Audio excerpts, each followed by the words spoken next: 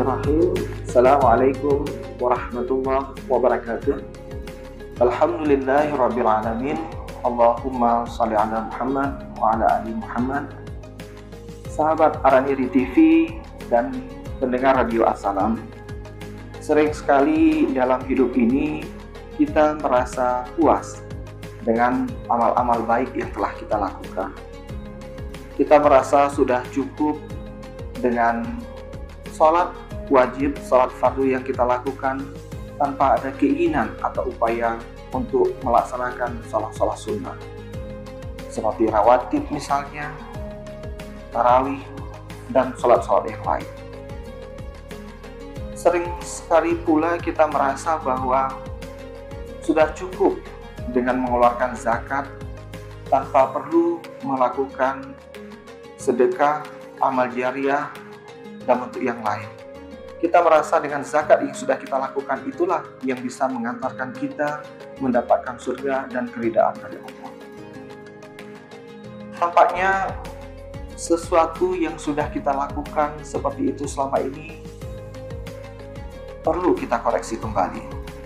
Di bulan Ramadan yang mulia ini, setidaknya dengan memperhatikan satu kisah yang pernah dialami oleh sahabat Nabi yang menyebabkan ia menyesali perbuatan-perbuatan baik yang awalnya dikira menjadi salah satu sebab bisa mengantarkannya ke surga dan memperoleh keridhaan dari Allah.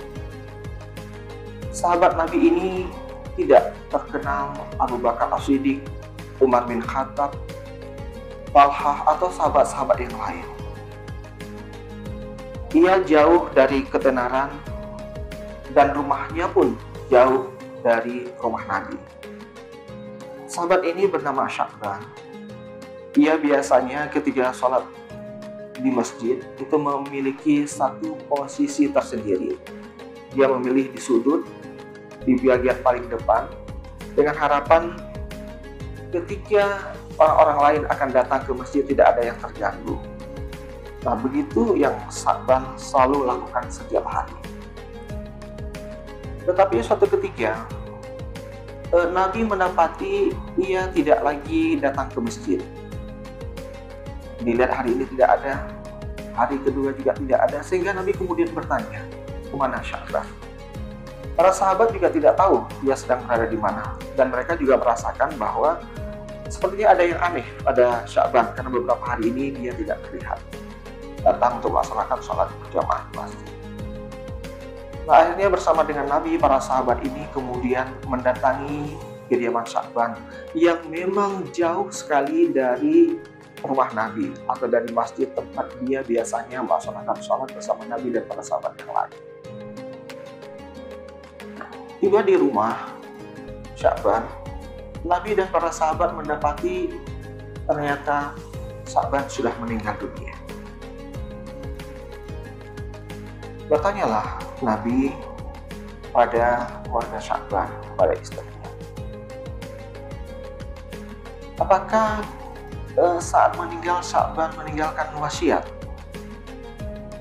Istrinya mengatakan, ya Rasulullah, kami tidak tahu persis apakah ini wasiat atau imbauan ataukah rasa sakit akibat begitu sakitnya sakaratul maut. Kami tidak mengerti, kami tidak paham apa yang dia katakan. Ia hanya mengatakan, andai jauh, andai baru, andai seluruhnya. Kami tidak mengerti. Dia tidak pernah mengatakan kata-kata yang sempurna. Kami bingung, kami tidak mengerti apa yang sebenarnya dikatakan oleh suamiku, kata sang istri.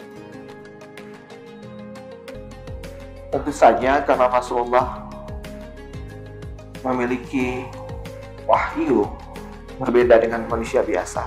Rasulullah memahami peristiwa apa yang terjadi di balik ini. Maka berkatalah Rasul bahwa itu bukan sakitnya sakaratul maut, bukan imbauan tanpa makna, tetapi pada saat itu Sya'ban sedang melihat begitu besarnya pahala kebaikan yang Allah turunkan, yang Allah berikan kepadanya pada saat dia mendapati sakaratul maut. Begitu besar pahala yang diberikan atas amal-amal baik, amal-amal soleh yang selama ini Sya'ban lakukan. Ternyata sahabat Araniri TV dan pendengar radio Assalam. Ketika dalam sakaratul mautnya, Sya'ban berkata, andai kata lebih jauh. Ini rupanya merujuk pada satu amal saleh yang Sya'ban lakukan, bahwa pada suatu hari ia dalam perjalanan menuju masjid dan di tengah jalan mendapati ada seorang laki-laki uzur dan buta yang juga sedang menuju ke masjid, tetapi karena kebutaannya ia terseok-seok, tidak dapat bisa berjalan cepat. Karena iba, karena baik hati dan ingin beramal saleh, Sya'ban kemudian memapah laki-laki tua dan buta ini menuju ke masjid sehingga keduanya bisa melaksanakan sholat di sana. Nah, pada kali yang lain, karena Sya'ban ini memang baik budi, baik hati, dan orang yang suka beramal saleh, suatu pagi ketika akan melaksanakan sholat subuh, ia mendapati ada laki-laki yang sedang kedinginan di perjalanan. Ia kemudian membuka mantelnya. Kebetulan hari itu Sya'ban menggunakan 2 mantel. Yang lama ia berikan kepada laki-laki ini. Lalu dengan mantel yang masih baru, dia melangsungkan perjalanannya ke masjid untuk melaksanakan subuh. Dan ketika menjelang sakaratul maut, perbuatan baik inilah yang Allah tampakkan kepadanya ganjaran amal saleh. Sya'ban menyesali, kenapa bukan mantel yang baru yang diberikan kepada gelandangan tadi? Kenapa dia memberikan mantel yang bekas? Karena pada saat itu Allah memberikan gambaran yang luar biasa atas amal saleh dia memberikan mantel yang lama itu. Tetapi andai kata dia memberikan yang baru, ganjaran nikmat, ganjaran pahala yang dia akan dapatkan di akhirat nanti yang telah Allah perlihatkan ketika dia sakaratul maut itu jauh lebih besar. Nah, begitu juga ketika menjelang sakaratul maut itu, dia mengatakan andai kata seluruhnya. Ini ternyata karena suatu hari Sya'ban ketika sedang dalam kondisi sangat lapar, dia pulang mendapati istrinya yang sedang membuat roti dan memberikan kepadanya. Sya'ban mengambil roti itu lalu ingin memakannya. Tiba-tiba pintu rumahnya diketuk oleh seorang musafir yang datang dari jauh yang mengatakan dia sedang dalam kondisi yang sangat lapar. Sya'ban kemudian, kalau dalam bahasa Aceh itu ibarat yang di bibir di luar atau yang sudah di bibir jatuh keluar. Begitu juga dengan roti yang sedang Sya'ban santap itu. Dia ingin santap seluruhnya karena ada musafir, kemudian dia belah 2, satu diberikan kepada musafir, satu lagi dia nikmati untuk dirinya sendiri. Ternyata perbuatan Sya'ban ini, amal saleh yang dia buat, kesabaran keikhlasannya membagi roti itu, seharusnya dia makan seutuhnya tapi dia bagi 2, setengahnya buat musafir, setengahnya buat dia. Itu Allah nampakkan amal saleh dan ganjaran pahalanya.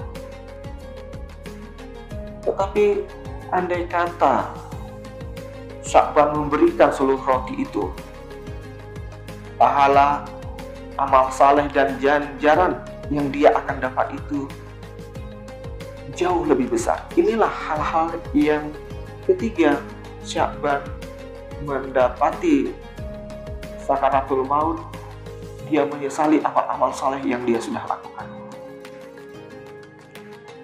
Pemirsa, sahabat Araniri TV dan pendengar radio Assalam, kisah ini memberikan inspirasi kepada kita bahwa sebagaimana Sya'ban yang memang sangat beramal saleh, ada hal-hal yang menyebabkan ia menyesali ketika amal saleh yang dilakukan itu tidak meningkat secara kuantitas maupun kualitas. Yang dilakukannya bukan sesuatu yang buruk, tetapi sesuatu yang positif. Tetapi andai kata ia melakukan jauh lebih positif, jauh lebih berkualitas, dia merasa akan mendapatkan ganjaran pembalasan dari Allah jauh lebih berkualitas lagi. Apa yang kita ceritakan ini semoga memberikan inspirasi kepada kita, bahwa sebagaimana kita sebutkan tadi, kalau selama ini kita sudah merasa nyaman, cukup dengan amal-amal yang kita rasa dapat membantu kita mendapatkan ridha Allah, maka momentum Ramadan yang ada sekarang itu menjadi salah satu sarana untuk kita semakin meningkatkan kualitas amal saleh yang kita lakukan. Apalagi Ramadan berbeda dengan bulan-bulan yang lain, itu melipat gandakan ganjaran pahala. Bagaimanapun selaku manusia, tentu kita mengharapkan perjumpaan kepada Allah di hari akhir nanti dengan kondisi yang sempurna dan dengan kasih sayang Allah atas kebaikan-kebaikan yang kita lakukan, karena Allah memang memerintahkan kita untuk melakukannya. Semoga dapat menginspirasi kita semua. Akhirul kalam. Assalamualaikum warahmatullahi wabarakatuh.